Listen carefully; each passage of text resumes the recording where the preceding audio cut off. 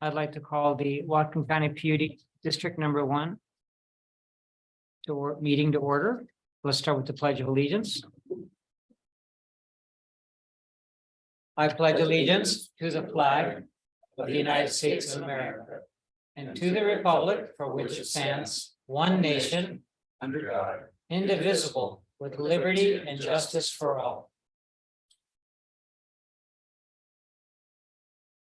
So first, let's take a quick look at the agenda. Are there any changes or modifications to the agenda? I have none, commissioners. Looks good to me.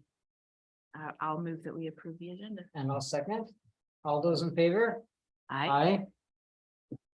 Let's move on to the consent agenda, and that is the approval of the minutes of our last meeting and claims for today. Any discussion?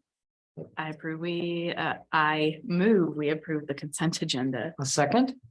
All those in favor, please say aye. Aye. Aye. Next item is public comment. Is there any public comment today? And appears none in the room. Is there any public comment online? Looks like that's all staff. No, who's JL? I don't know. Is there any public comment? If there is, please raise your hand. Yeah, John Littlefield is JL. Oh, sorry. Okay. Right, so there looks like there's no public comment. There'll be another public comment at the end of the meeting. The next item on our agenda is old business, and we have the broadband program update. Well, I've got a few updates. Really, they're from Andrew, though, so I just want to kick it over to him and then we can have some discussion. Thank you. Andrew? Sorry, that's my fault. I didn't realize he was speaking. I am promoting him to panelist right now. Thanks, Mike.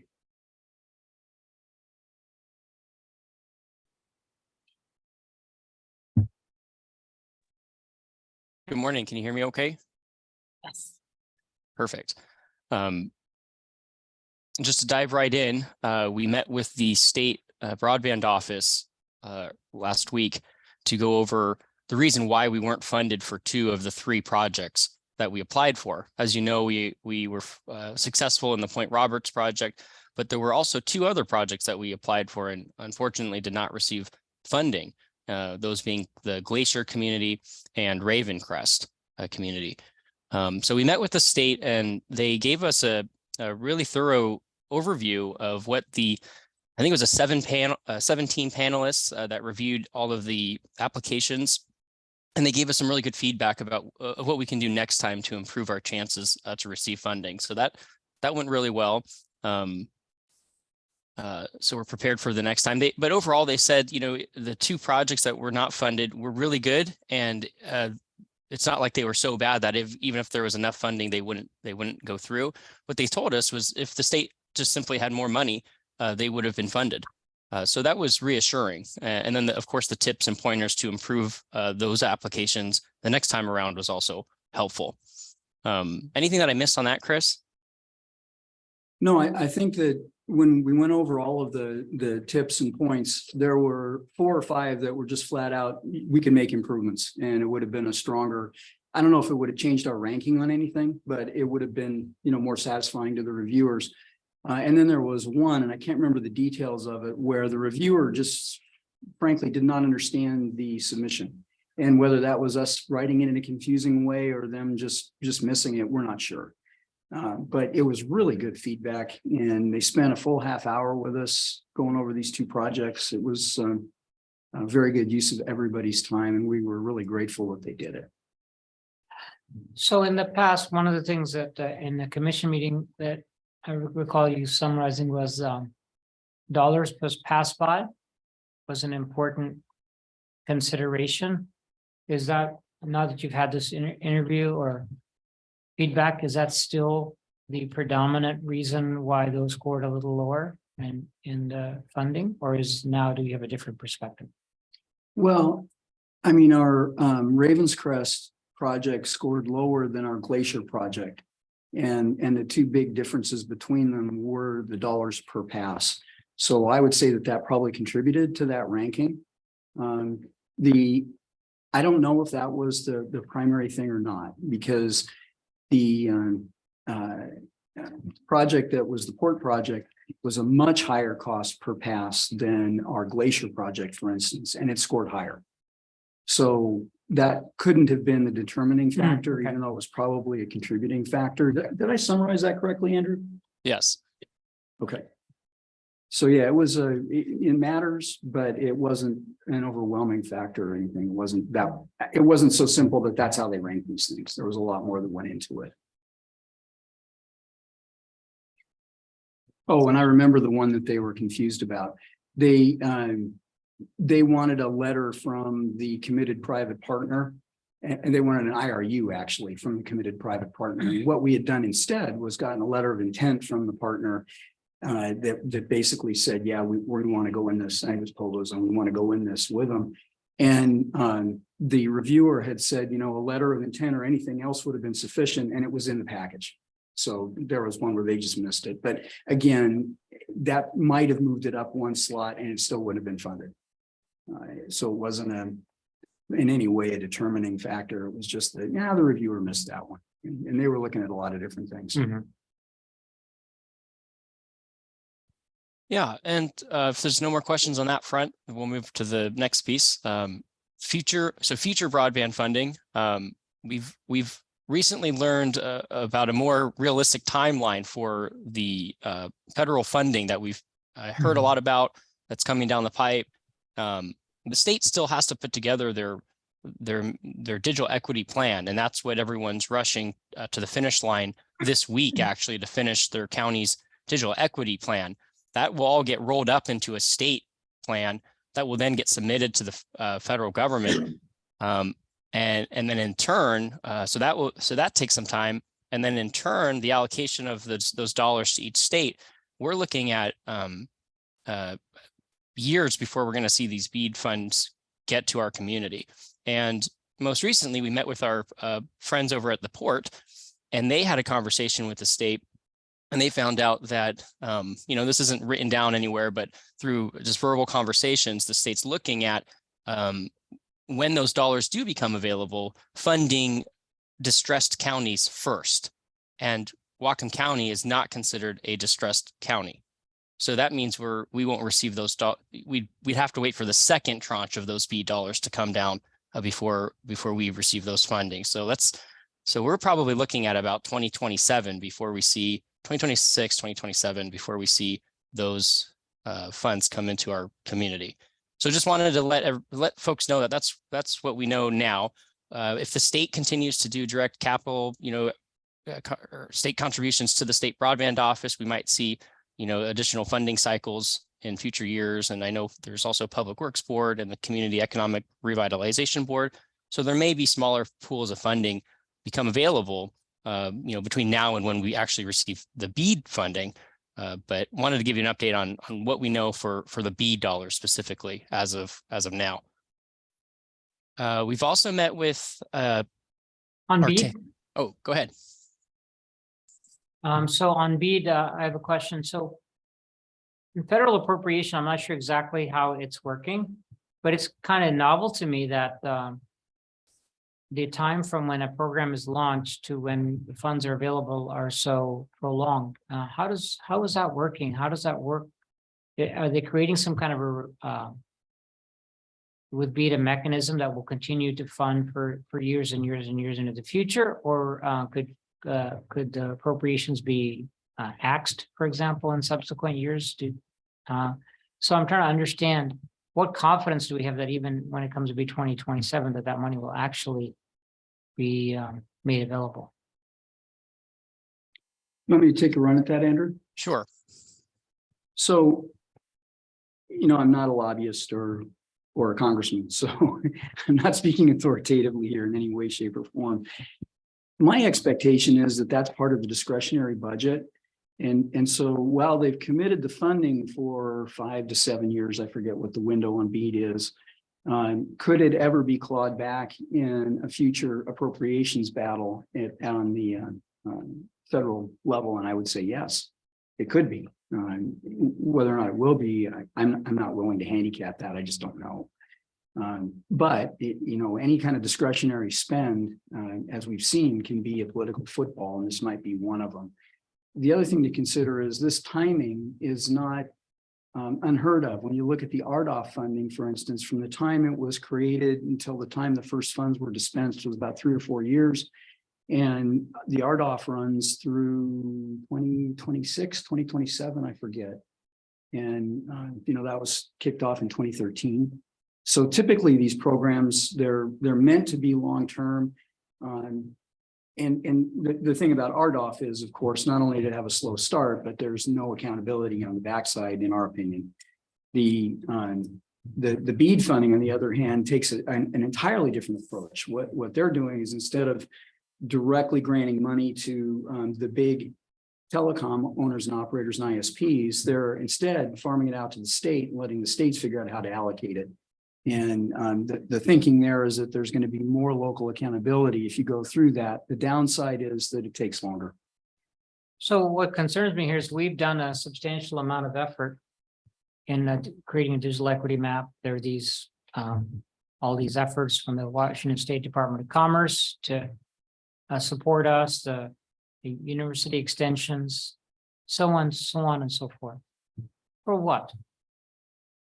If the funding isn't going to arrive till 2027, I'm wondering, has it been very premature to do all this preparatory work on digital equity when apparently the supports for digital equity aren't coming for some years?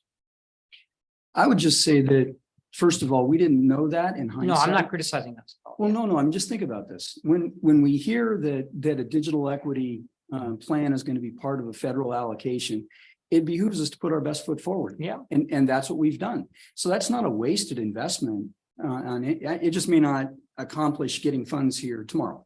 And I'm okay with that. I think the digital equity plan is a good one. I think we had the right people. Andrew and Gina pointed at it, and all of our partners, the libraries, all the various associations and work groups and Goodwill and the cities and the county. I mean, we got the libraries. We got the right people involved, and we've done a good thing, and I don't regret that. And I don't regret that either. What makes a distressed county distressed? Is it financial, lack of people with access to the internet? Is it an equity issue? Is that tied to the work that we've been doing on equity? I think they're looking at unemployment rates. They're looking at household ownership rates. They're looking at unserved by the digital network, all of that. And my understanding is that there are 10 counties that have been identified as distressed.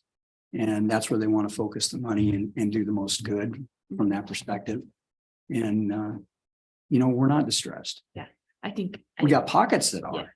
Yeah. It's unfortunate that it's going to take us to 2027, but I think it's probably the right course of action to target distressed counties first. Yeah, I don't have the ability to beat the state up on that decision. It's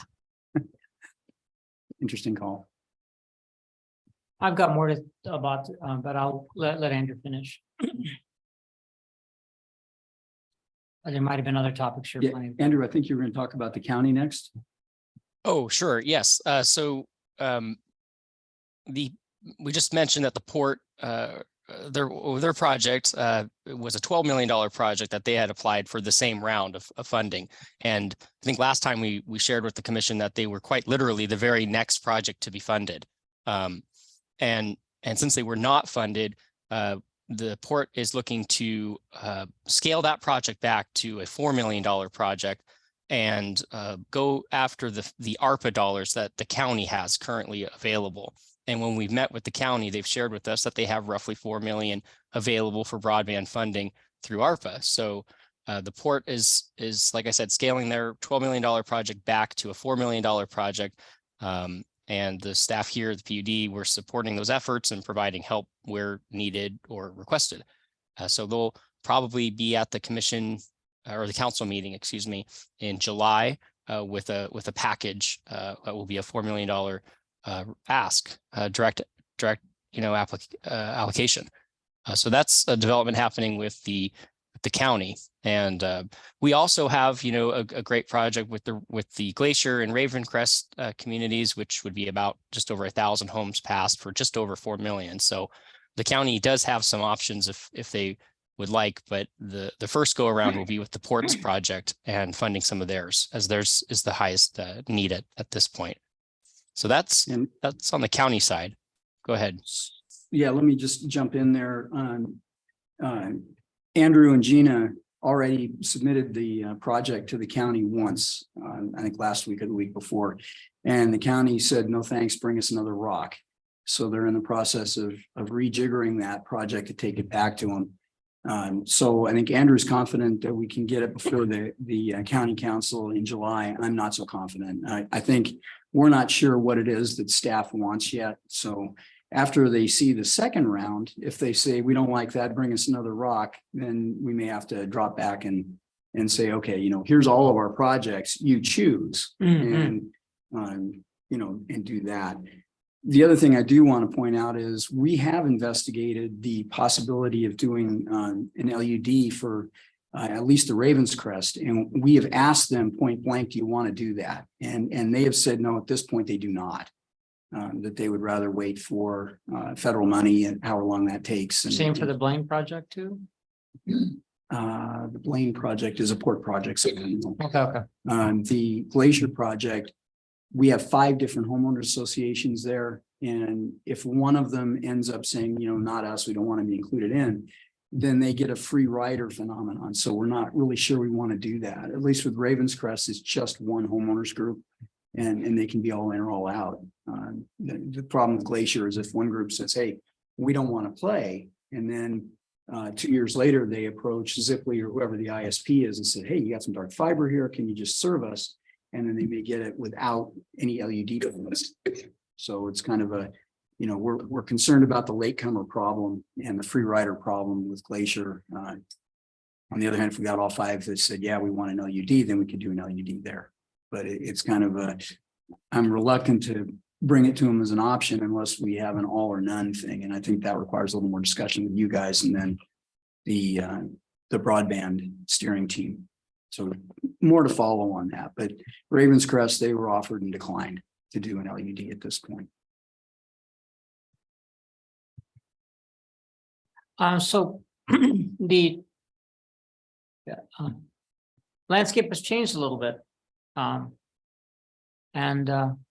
We have plenty of time to develop new approaches, new policy as far as how to support the expansion of broadband services in this county. So it may be that moving forward, we should be identifying a loan plus grant development approach or LUD plus grant development approach. I don't have any particular specific proposal, but I'm sure you guys are thinking about the different funding vehicles and how to make projects happen in a way that's sustainable. So I look forward to looking at new proposals on that subject. Obviously, there's a broadband loan program that's open, but I think its deadline is in July. I assume none of our projects line up with that broadband loan program. Is that correct? So we've looked at that, and one of the problems, and I think Peter, you may be aware of this, I don't believe that we can act as a credit agency in any way, shape, or form. So that's kind of one requirement that we've got that may or may not be different than the port. I'm just not familiar enough with the law to know, but it makes us loaning kind of an unattractive solution. And then us being a broker for a third-party loan, that works best if you can do it, tying it to your taxing authority, which gets you back to the LUD model. So the LUD model really is it's doing a project on credit. So we'd have to sell bonds in order to finance the backside of an LUD, and that's how that would work. So yeah, we're investigating all the different ways you can get credit. As you know, I'm sure the cost of credit has increased pretty dramatically the last 12 months. So that makes these things a little bit more difficult and less attractive to the end users. So putting BEAD aside for the time being, for at least purposes, question, what is the next grant funding opportunity we foresee? Either the Public Works Board or CREB or the county would be the 3 next viable sources. And I can't predict whether, we would see any of that this year or not. I'm hopeful we'll get at least some opportunity to take a bite at one of those apples this year. We're ready, and we certainly got enough work lined up so that that's not a problem. We're not searching for projects at this point. Okay, great. I don't have any further questions. Any more on old business? Andrew, Chris? You don't have Nope, anything I'm all else? set. Thanks. Okay, let's move on to new business. The first item we have is an energy efficiency funds transfer, and I'd like Brian to talk about that. Brian's here someplace. There he is. Morning, Commissioners. Yes, we've been down this road before, but Jefferson PUD actually via Chris had inquired whether or not we have any unused energy efficiency budget for the remainder of this Bonneville fiscal year. And the answer is yes. And they have requested a transfer of our EEI budget of $100,000. Jefferson's been very active in energy efficiency projects lately because they have a full residential commercial customer base. And evidently right now, the high efficiency heat pumps, their HVAC program is doing very well. And they've run out of their own budget. So they made that request to us. Just to remind the commission, Bonneville fiscal year ends September 30th of this year. We will, starting October 1st, have a new Bonneville energy efficiency budget to work off for the following 2 years. So we're not going to be caught short with this transfer to Jefferson. And that's it. I'll try to answer any questions. Oh, what are our plans to use the energy efficiency, but like, what are our plans for that? Well, Budget. you have to have a customer say, here's how I want to do that. So we just can't use it for plant improvements internally. Mhm. And Phillips 66, they look at what, and our electric customer, they look at what they can do. And, whenever they have a project, they bring it to us. We nudge them every year. And right now, there's just nothing on the books. Is it usually like that? Is this Mhm. month? Okay. Interesting. Thank you. For years and years. Yeah. Once in a while, they have a project and it's usually a good, exciting one, Mhm. but it's not an every year. I wish it was, but it's just not their business. Okay, all right. Well, seems simple to me, so I guess I'll move that we approve the transfer of BP energy efficiency incentive budget to Jefferson County PUD. I'll second. The motion is second. Also in favor, please signify by saying aye. Aye. Aye. Thank you. The second thing we have, and again, it's Brian, I'll be picking on him, I think, or is this one Kurt? I'm going to pass this one on to Kurt and back him up. Okay, so we have a change order on our Ferndale pumps substation project. And this is not the first change order that you've seen on this, and this does not close out the project. So we can have a lot of discussion about that, but at that point, I want to kick it over to Kurt. And Kurt wants to talk to us about it. Good morning, Commissioners. Can you hear me? Yes. Yes. Okay. For some reason, I can't get my camera to come on. I would turn it on, but can't figure that out. But if you can hear me, I'm here to request the approval of this change order for the Ferndale substation project. This has been initiated due to kind of a distribution line design that will travel between the old substation and the new substation. To give you just a little bit of background, we will actually be running 2 substations for a period of time for the old plant. The idea being that once the new plant would be built, then it's just running on the new substation. So there's a bit of a challenge between running our 115 kilovolt line into the old sub, or excuse me, the new sub, and then running the old substation off of that. So there was a need for a kind of a redesign of the distribution line between the 2 substations within our property within our property proper.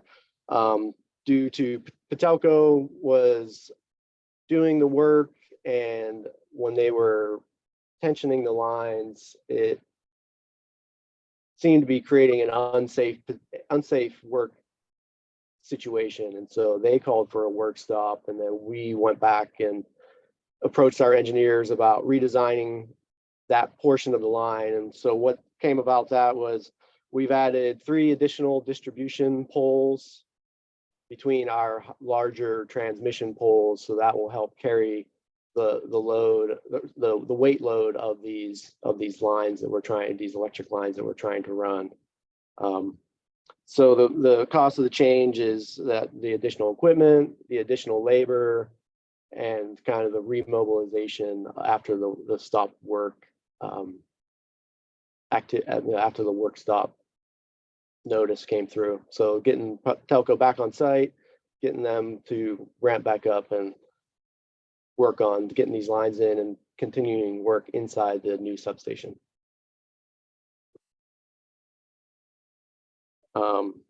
If you have any questions, I'm happy to answer them. There won't be any current draws in the new substation until obviously the new substation is built and the new plant is operating, right? So it's just, what we're talking about is just the work to get the second line in place, correct? Yeah, the current draw will be coil on the new transformer. Okay, very minimal. Yeah, coil, yeah. So I'll move we approve change order number 18, the Telco Ferndale Pump Station project. I'll second. Motion and second. All those in favor, please signify by saying aye. Aye. Aye. Thank you, Commissioners. Thank you, Kurt. Thanks. Let's move on to general manager's report. So I've got 3 quick things to report on. First, Commissioner Grant had made the suggestion at one of our meetings that get a more formal succession plan in place. And just to let you guys know, I am working on that. You should see it next meeting or the meeting after. And I've got to talk to council about whether it's appropriate to have that in or out of executive session, depending on what all is in it. So just know that that's being worked. The second thing is I'm working on a series of contracts with Energy Northwest, again, at Commissioner Grant's request. And the issue here is we're curious about our ability to develop a geothermal plant up in the vicinity of Mount Baker. And of course, we don't have the wherewithal to do that. So you've got to get grant funding. There's a lot of grant funding available, oddly, some of it through USDA. Yeah, that was kind of my, Rural Energy Program. Yeah, it's through the REA. But it was just interesting to find that geothermal and other things were sitting in USDA, not in DOE, as well as funding in DOE. Anyway, so we wanted to get a third party involved to help us, number one, comb through all these federal sites and find the grants that are available, because the first thing you do is a study. And then if it's feasible, then you start spending real money. Again, we need to get grants for that.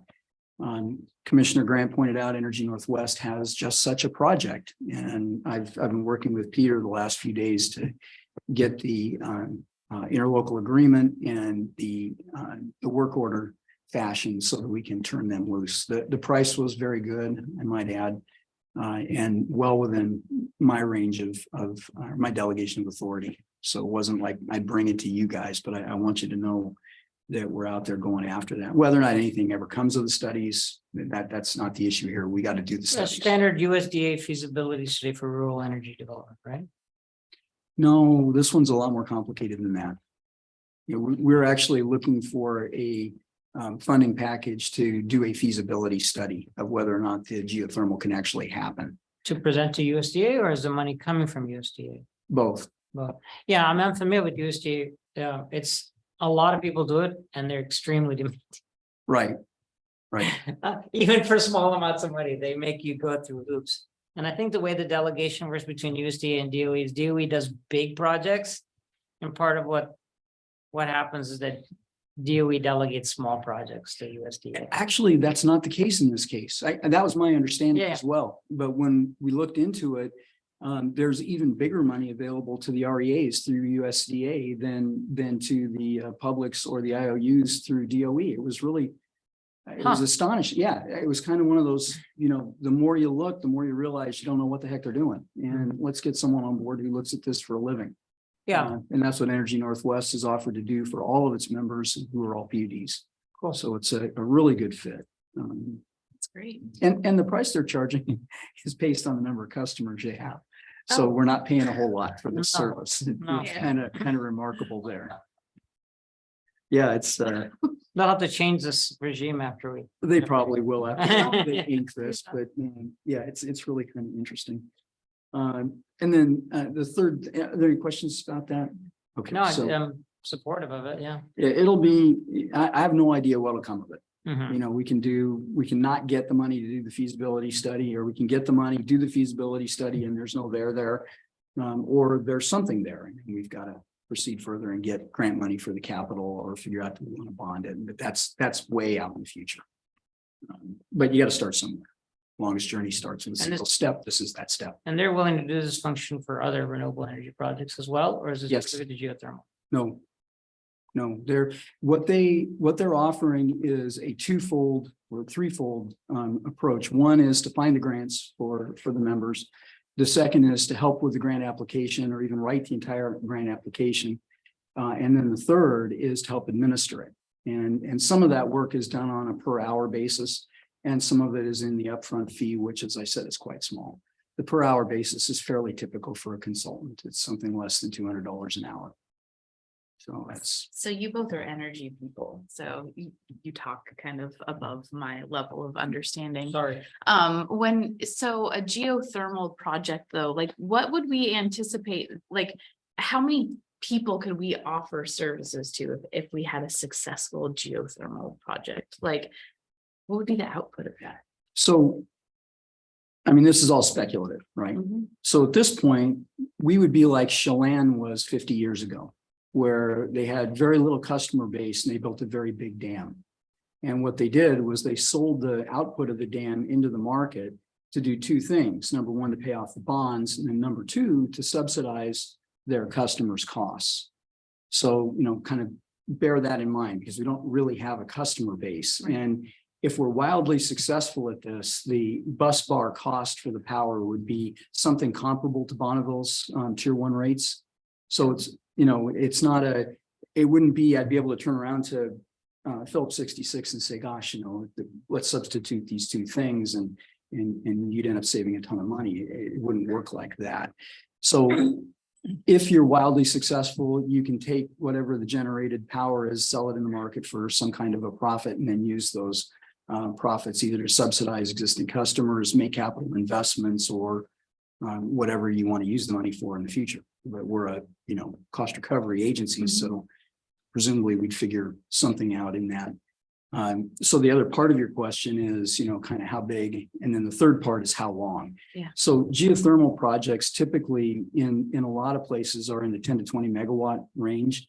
And so for instance, there's a number of projects in Idaho and Nevada that are in exactly that range. They're 20 megawatts. And that's been what people have found in the Geysers project, which is owned and operated by Calpine, I think today. That was operated by a utility I used to work for. That was a 2000 megawatt facility when it was first energized in the 1960s. It's still the largest geothermal facility in the world, and which is surprising given Iceland and Hawaii and other places that have access to a lot of geothermal.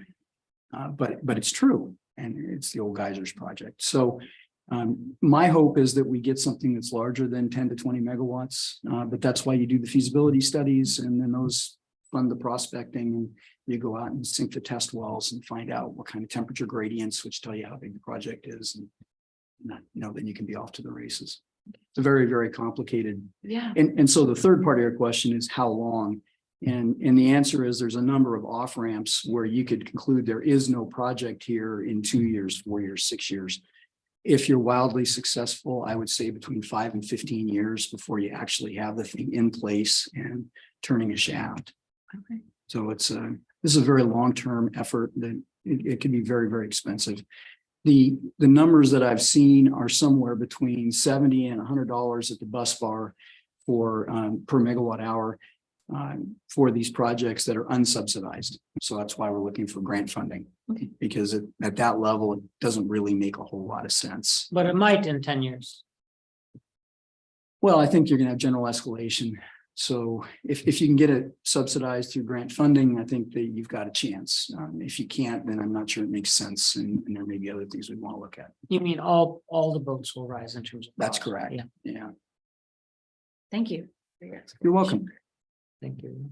And all of this I haven't talked about, you've got to get access to the transmission grid. Mm. So that's a whole nother layer of complexity on top of it.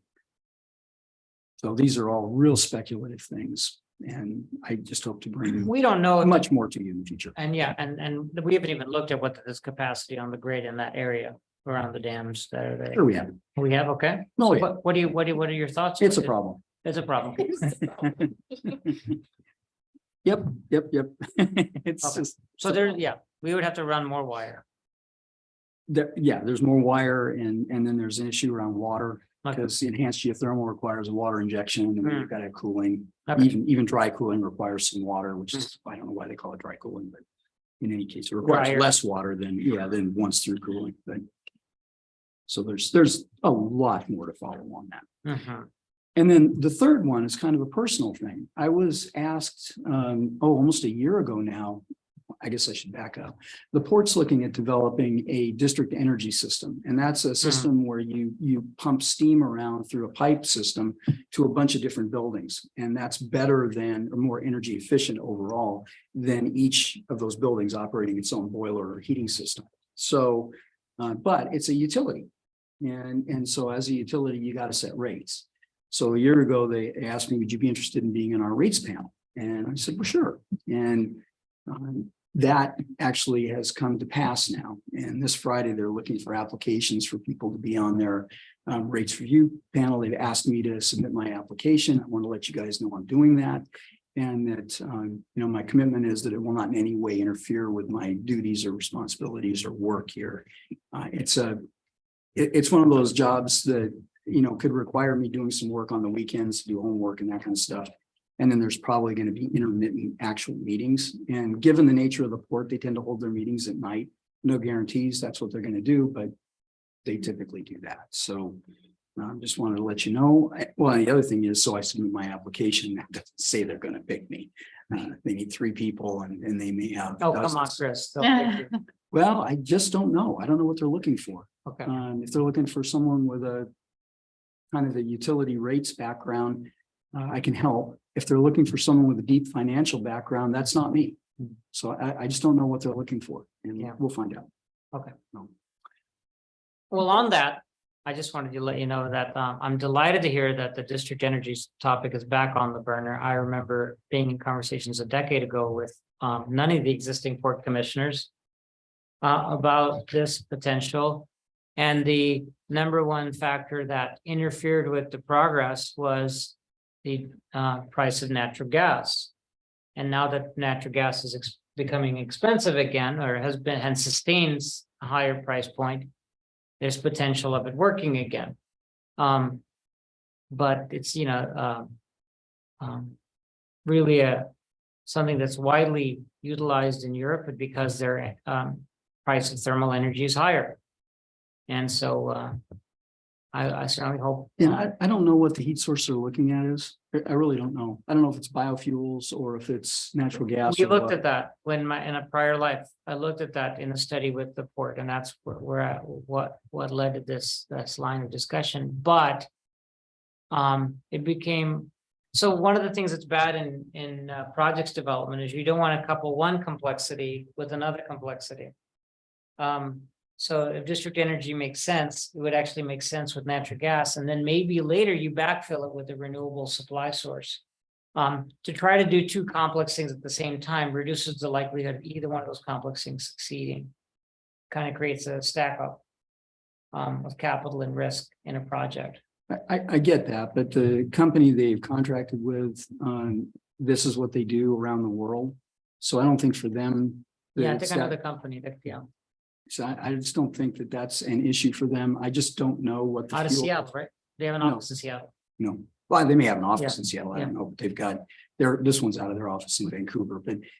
The other thing is just an observation, gas at the Sumas hub was under $1 a decatherm last week. So that's historic low, Oh, it's down again. Okay. way down. So it's an extremely volatile. I mean, it was up. Don't quote me on this, but I think it was like $15 a decatherm coming across, which was near an all-time high just a couple months ago. And then last week it was down at 93 cents a decatherm or something. It was didn't even have a one handle anymore. It was just astonishing. So it's an incredibly volatile market. Counting on natural gas as a fuel in the short-term market. And that's the other thing. Do they have it locked up in a long-term contract? I have no idea. So we'll find out. Well, thank you, and I'm delighted that this is still being explored. And unless there are questions of me, I don't have anything else. Nope, Thank you. you're welcome. Next up is the operations report. Brian, do you have anything for us? Well, I'll make this one easy today. I do not have any items to discuss regarding operations. I anticipate the second meeting of the month, I'll have several items to bring for the commission. No frazzle ice? No frazzle ice. I will say I've been signing a lot of invoices, and you've seen them in the checks and vouchers for chemicals. So we've had It's getting mucky. yeah, it's been we've used a lot of flocculant and we continue to do so. The river's running pretty high. I don't know if you guys have seen that recently, but it's That's right. on. not a flood, but it's pretty high. Okay, I think that turns us over to commission reports. Commissioner reports. All right, I guess I'll go. I was pretty busy last week with PUD things. I think I had a meeting with Chris on Wednesday, and on Thursday we had the WIRA board, the watershed management plan, working on the 5-year work plan.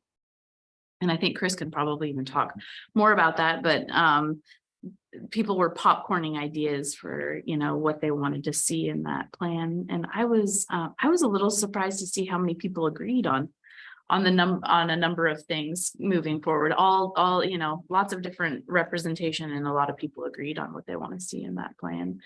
Some of the things really, I think were the first to mention flood management of floodplain, which is great. Land use, salmon recovery, all of the things. Did you want to talk about that meeting at all, Chris? Well, I just, echo your observation. It was gratifying to see that, when you look at salmon recovery, land use, and flood, that was kind of the top 3 among almost everybody, including the Lummi. Yeah. So it was just nice to see that kind of alignment. Mhm. And it went pretty smoothly.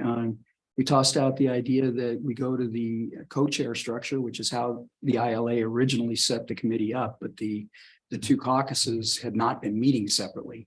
So the county executive had just been chairing the meeting. And the way that the ILA is set up is that you have the government caucus has a chair, and the in-stream, the fish caucus has a chair, and then the 2 of them co-chair. And so I'm the newly elected chair of the government caucus, so I'll be apparently a co-chair. Congratulations. Thank you very much. Even though I argued kind of vociferously it'd be someone else, and the people who were someone else said, no, thanks, we want you doing it. Anyway, here we are. But yeah, it was a good meeting. It was a good meeting. I was a little surprised too, since it was opened up for public comment, that I don't think anybody mentioned water use efficiency.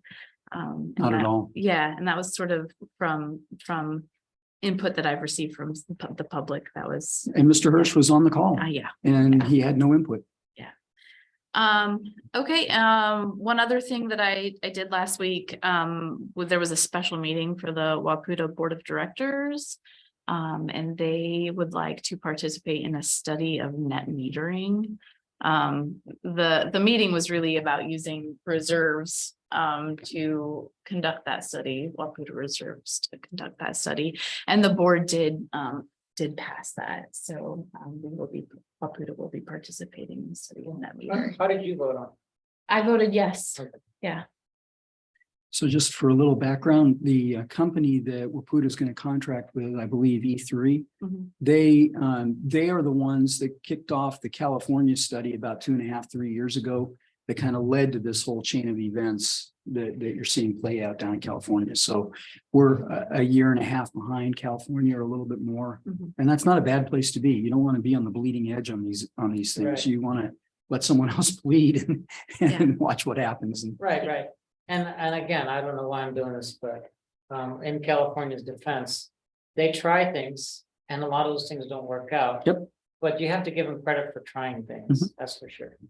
my advice to my commission in Kentucky is if you want to know what the whole country is going to be doing, watch what California does Yeah. and then lag it by 5 to 20 years, depending on what area of the country you're in. Probably good advice. Yeah, Yeah, and and- just to be clear, the Wapruta, that meeting, there was a lot of heated discussion about net metering specifically, but that wasn't the ask of the board. The ask of the board was, do you approve the money coming from reserves to fund a study of net metering, and not whether or not you believe that net metering is good or net metering is bad.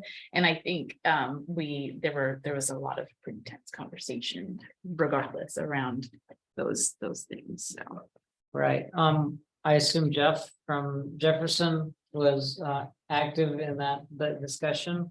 yes, he has a history with it sounds like Solar, solar. Yeah. Yeah, he was. good. I'm glad that happened. Yep. Commissioner from Kitsap County. I'm forgetting your mentor, Deborah. Deborah Lester, Mhm, wanted to make sure that received a special meeting. mhm. And it was her initiative that led that, and so I'm glad it happened, and I'm glad we moved forward. Everybody had a chance to get their perspectives out. And that's Actually, a little discussion about upcoming meetings the next couple weeks Okay. before our next meeting. So I know we've got a water and a general Wapruta meeting. I want to say the 16th, is that right? It's In not July. right. in July. Oh, it's in July, so no Yeah. more in June. Yeah, nothing Ah, in June, okay. as Yeah. far as I know. Yeah.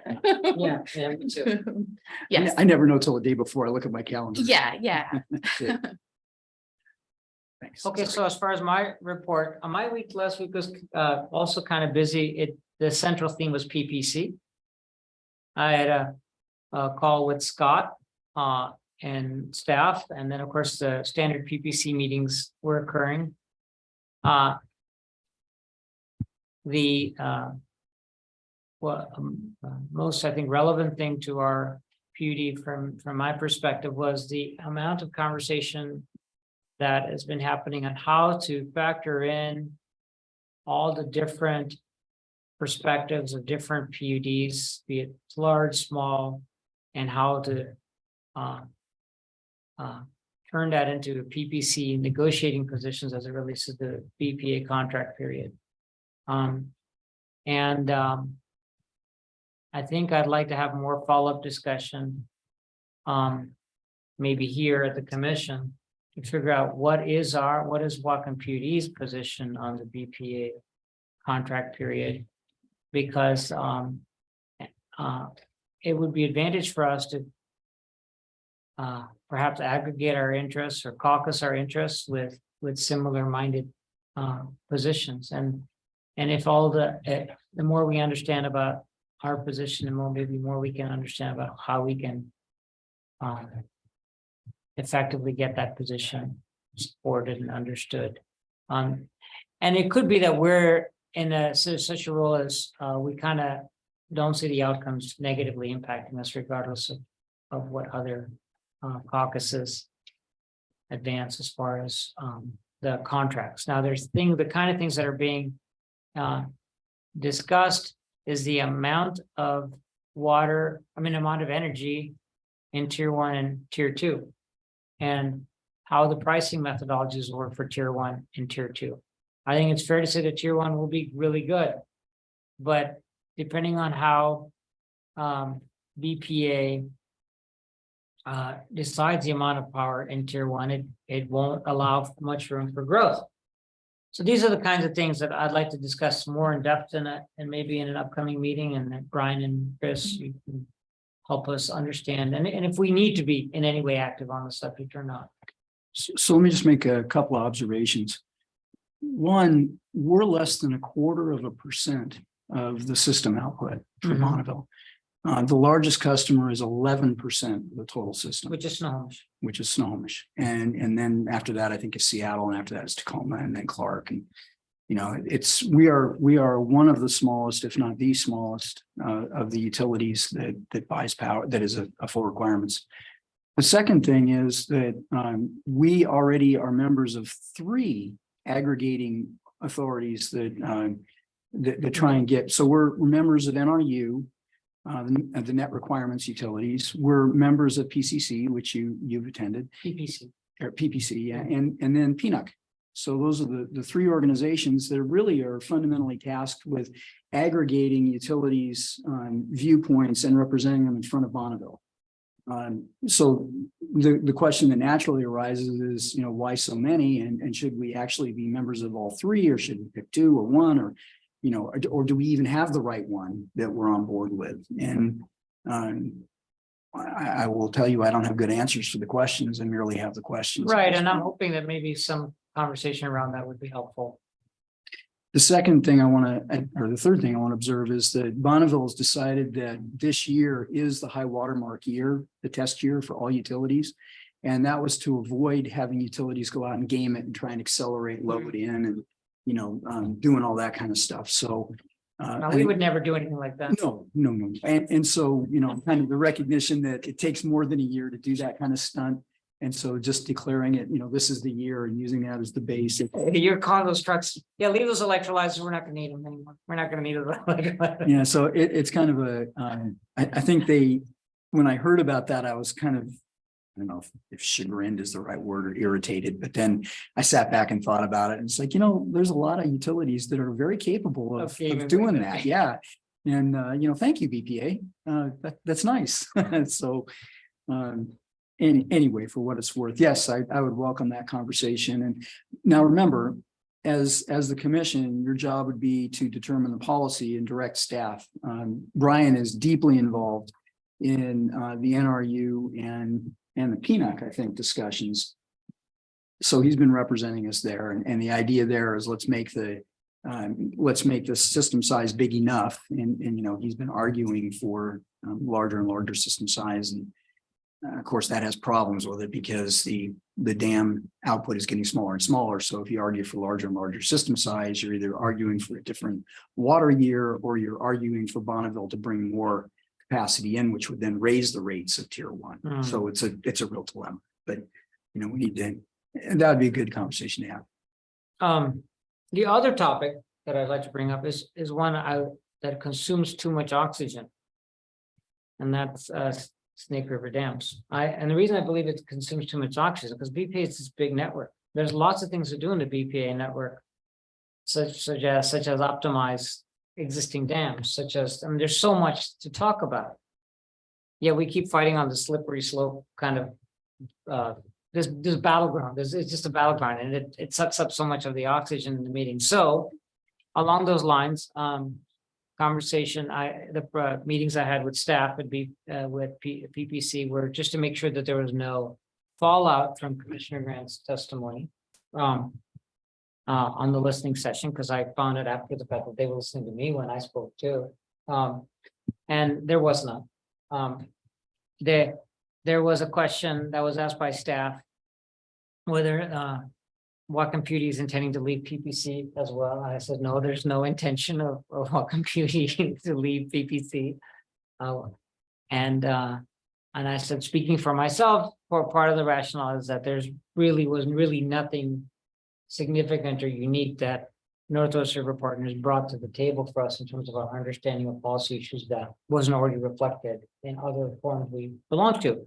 And in fact, that was highly validated at the PPC meeting, where they gave Northwest River Partners essentially half of the meeting. And arguments that we've read were presented in thorough, and in detail. The biggest single thing that was new was a discussion by not a member of Northwest River Partners, and who talked about the abundance of other kinds of fish in the river. So the argument being, there's plenty of fish in the river, don't worry. Although, I mean, not denying the fact that there's significant threat to other, I mean, the specific species of fish that people are concerned about, Chinook salmon, but there's lots of other fish in the river. And, that to me was not, I'm not denying the fact that there's lots, certainly might be other fish in the river, but it wasn't the right place to make all that presentation. If you want to talk about there's other fish in the river, you talk to the people who are saying, well, we want fish in the river. It's a fishing community. It's the native community that you make that presentation to, not kind of backdoor through the park community. Because the park community doesn't know which fish matter and which fish don't matter. That's not our job. So anyway, it was a disappointment, the last PPC meeting. I think the one I went to in Portland, I told you how much I appreciated. This last one, I'm glad I was attending by Zoom, because it was largely a rhetorical exercise on a battle that matters to me, but it's not all there is to talk about. I'd like us to talk about other things. And so that's my comments back from PPC meeting. Interesting. I'm not sticking my hand in the Snake River Dam bear trap at this meeting, so. Yeah, I mean, I just don't feel like that there's plenty of fish in the river thing matters to a PUD commissioner. Yeah. You know what I'm saying? I think that there's plenty of other fish in the river other fish don't swim out to the ocean and then come back to the Right. rivers to spawn. I mean, yeah, and other fish, orca only eat Chinook, like so It's disrespectful, honestly. it's incredibly disrespectful. It's like saying there's plenty of burgers in the burger distribution system. Yeah. Don't worry. You want a burger, you can get a burger. Don't worry about your Chinook salmon. So it's totally inappropriate. And I started multitasking. I'm sure you all know when you're sitting in a meeting and you're experiencing dissonance, you're like, okay, I can't leave this meeting, but I'm going to start multitasking. So I did do a little bit of multitasking during that portion of the meeting. But it was Northwest River Partners that were presenting during the PPC meetings. They basically control the agenda of the first day. Interesting. And so my teeth are exceptionally clean at the end of the meeting. I'm just gonna say that. So I wish we could apportion the energy we put at PPC based on what actually matters to the public park community rather than the slippery slope battle that we keep pouring energy into. And it actually doesn't help the public park community to fight this battle all day and all night in a rhetorical way. I think, but I could be wrong. Well, if I can make an observation as an outsider to the community, kind of dropping in, the comment that I made, I can't remember what the issue was last April, where I advised Wapouta that they're going to be on the wrong side of history on this one. And they were pretty much shocked with that comment. And after they got over their shock and grief, they concluded I was right. And, this is one of those issues where I think the community as a whole, you're misreading, Commissioner. They in fact do believe that this is the issue they should be talking about. And that's why PPC is doing it. And we disagree. And, it doesn't mean we're right and they're wrong. It just means we've got two different views in that one organization. Sure. And ours is not preponderant view at this point. Right. So anyway. Yeah. Anything else? Anything for next I week or the week after? So as far as next week, I think it's gonna be pretty light for me. No Wapouta. There's no Wapouta this month, so. Another important thing I should mention is that I had to follow up with firms. The firms meeting were last week and the week before, and then I had to follow up with Dick Broderick, who is the facilitator, the chief of the effort for the PUDs. And Dick brought some of his staff in to the meeting that we had. And he basically expressed his desire to keep electeds on the PERMS board. And I told him that I was busy with other priorities for the PUD, like public power, which I hadn't invested time, and that I wanted to be able to allocate. And he said, well, then just attend remotely.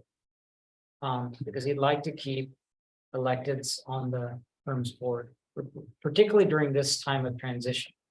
So you may or may not know that, I don't know if that's come out to all the commissioners. Well, you're our representative on Okay, PERMS, so and maybe I I had need to bring offered that for up. you to delegate it to me. Yeah, And that's what kind of spawned this whole thing. yeah. So maybe I will plan to give a more detailed report on PERMS at our next, because I want Christine to hear it too. So I will prepare a report on PERMS in transition. There, it's not it probably will not have any notable effect on our relationship with PERMS, but it's in an ownership transition. And the commission should be made aware of that. So I'll work with Chris to provide a report on that at the next PUD meeting. And just as a reminder, we had originally set up the second meeting in June, July, and August to be just a remote call in, do the checks and vouchers. Commissioner Grant has asked that we do the next one in person, or at least hybrid, and Energy Northwest is going to come in and talk to us. So it sounds like we're building out a regular agenda for our second meeting, which was supposed to be a kind of remote meeting, but just as a reminder, that's what's going on. And I don't mind holding 2 full meetings every month. This I don't was, mind it. it was a request from the commission to I do a didn't light know meeting. that there was the second any half. different, so. Yeah, the request last year was actually to transition most of the commissions and like county council and others only meet once a month during the summer months. And sometimes some of them even skip a month, but because of the way we pay checks and vouchers and do our finances, we can't do that. We need to have 2 meetings a month. And It doesn't bother me because I understand county council and city council, they're the whole freaking day. They're there the whole day. And then there's artifact meetings, side meetings that happen as a result of that. So I can see how I want to eliminate one of those whole days in the summer, but I'm not, doesn't bother me, especially we'll be done by time, so. okay, just want to reflect that it was a commission request that we were attempting to fulfill. Anything else, Commissioner? Thank you. Thank you. So that's in the commissioner reports. Let's move on to our second public comment period. Anybody online who would like to make a public comment? You'll get to be the only one today. Okay, no hands raised that I see, so we'll close the second public comment period. We have one thing left on our agenda before we adjourn, and that's an executive session. We're not intending any action. And we'll be discussing the review and qualifications of a public employee. We anticipate that to take 60 minutes or less. So let's take a quick break and then go into executive session. Thank you. Thanks, everyone. You want me to stick about that?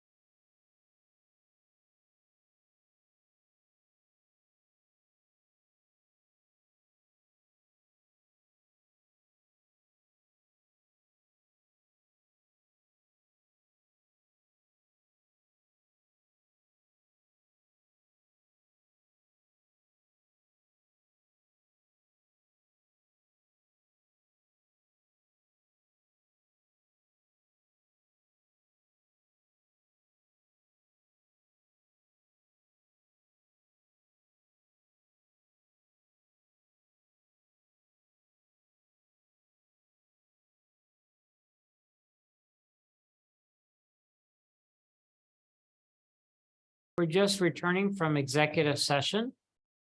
And there was no decisions taken. If there's nothing else for the good of the order, we're ready to adjourn the meeting. The meeting is adjourned. Thank you.